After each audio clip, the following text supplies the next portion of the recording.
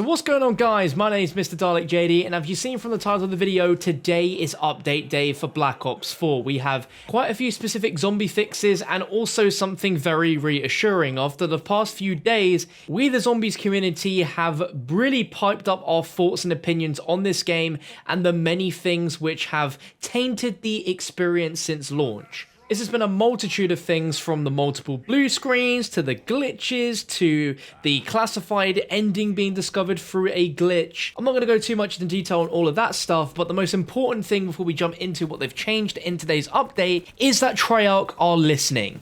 In their post regarding the patch that's just dropped today, they mentioned for zombie players, game stability has remained the #1 priority. And whilst they've implemented additional crash fixes listed below in the update today, they know there's still more to deliver for the zombies community.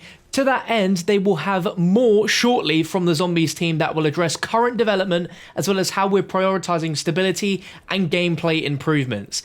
This is an absolute godsend. I'm not surprised that TREYARCH have listened to us when it comes to all of the criticism and feedback that we've had towards zombies, but it's so good to hear that they finally are actually listening and they're going to be making a more thorough effort to deliver for the zombies community, and they're actually going to address current development on the zombies mode in the next few days. This is exactly what we wanted. Now, I've not been as vocal as other members of the community, but I still mentioned my thoughts and opinions in my classified Easter egg cutscene explanation video, where I spent about 4 minutes at the end of that ranting about how I think TREYARCH should handle the entire situation and just be a bit more open and honest with what's going on and just give us a bit more communication. I know that Milo's been the main driving force for this, so big thank you to him and all the efforts he's done as well, that TREYARCH should really just be a bit more open when it comes to zombies. We understand and respect the sort of secrecy surrounding it,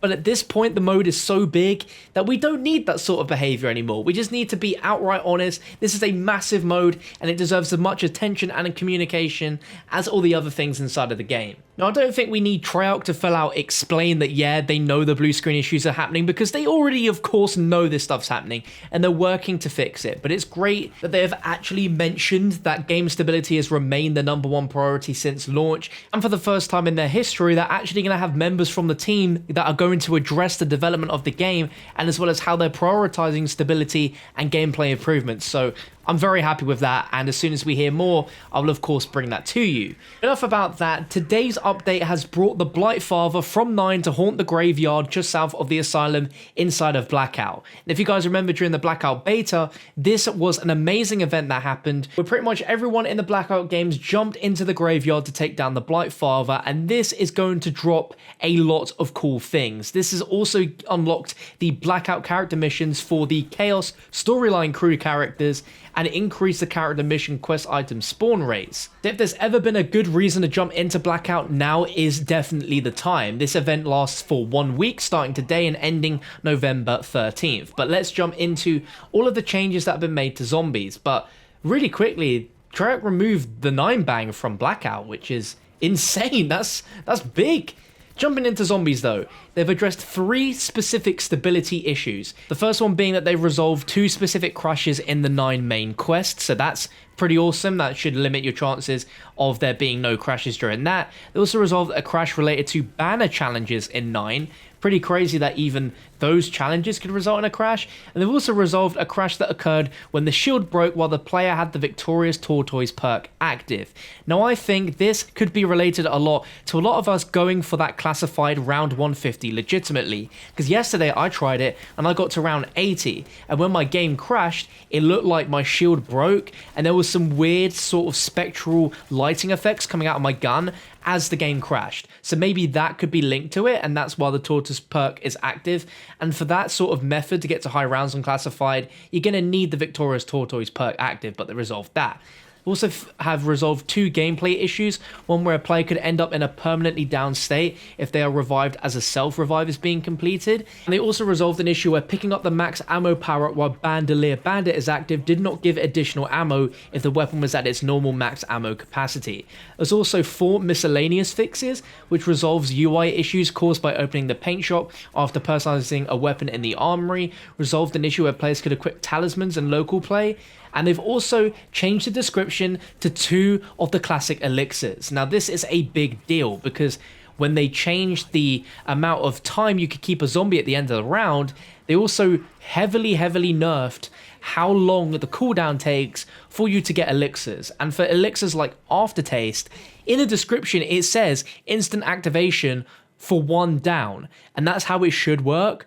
But they've changed the description now to reflect that it now has a 5-minute duration or 1 down.